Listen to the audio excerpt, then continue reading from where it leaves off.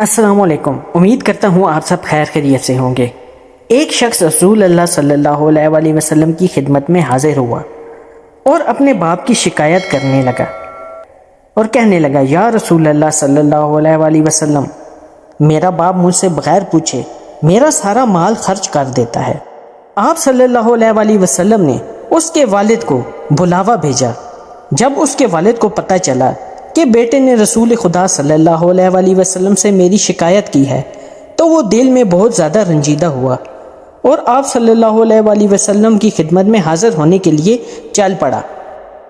کیونکہ عربوں کی گھٹی میں شاعری ہے تو کچھ اشعار ذہن میں کہتے ہوئے پہنچا۔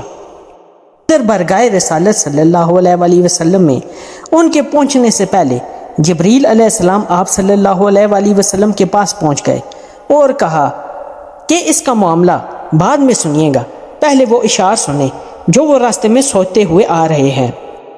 جب وہ آقا صلی اللہ علیہ وآلہ وسلم کے پاس پہنچے تو آپ صلی اللہ علیہ وآلہ وسلم نے فرمایا، آپ کا مسئلہ بعد میں سنا جائے گا، پہلے وہ اشعار سنائیں جو آپ راستے میں سوتے آئے ہیں۔ وہ اشعار کیا تھے ہمیں سنائیں۔ تو اس صحابی رسول نے پڑھنا شروع کیے۔ ان اشعار کا اردو ترجمہ یوں ہے: اے میرے بیٹے، جس دن تو پیدا ہوا ہماری محنت کے دن تبھی سے شروع ہو گئے تھے۔ تو روتا تو ہم سو نہیں سکتے تھے، تو نہ کھاتا تو ہم کھا نہیں سکتے تھے، احتیاط کرتے تھے کہ تو بیمار نہ ہو جائے، تجھے کچھ ہو نہ جائے، کہیں تو مر نہ جائے، حالانکہ ہم جانتے تھے کہ موت اور چیز ہے اور بیماری اور چیز۔ پھر تجھے گرمی سے بچانے کے لیے محنت کرتا رہا تاکہ تجھے ٹھنڈی چھاؤں مل سکے۔ جو کماتا تیرے لیے، جو بچاتا تیرے لیے، تیری جوانی کے خواب دیکھنے کے لیے اتنی محنت کی کہ میری ہڈیاں کمزور ہو گئیں اور تو کڑیل جوان ہو گیا۔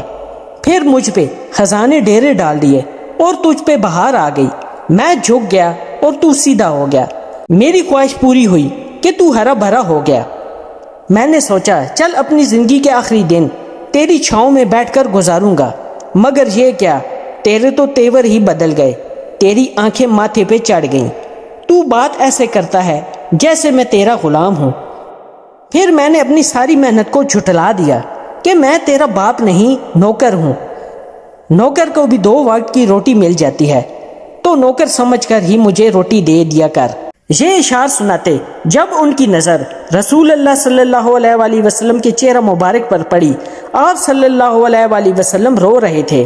آپ اتنا روئے کہ آپ کی داڑھی مبارک بھیگ گئی۔ آپ جلال میں اٹھ کر کھڑے ہوئے اور 3 دفعہ ان کے بیٹے سے کہنے لگے، تو اور تیرا سب کچھ تیرے باپ کا ہے، تو اور تیرا سب کچھ تیرے باپ کا ہے، تو اور تیرا سب کچھ تیرے باپ کا ہے۔ اے میرے رب، میرے ماں باپ پر رحم فرما جیسا کہ انہوں نے میرے بچپن میں میرے ساتھ رحم کیا۔ آمین ثم آمین یا رب العالمین۔ اگلی ویڈیو آنے تک کے لیے اجازت دیں، دعاؤں میں یاد رکھیے گا۔ اللہ پاک آپ کا حامی و ناصر ہو۔ اللہ حافظ۔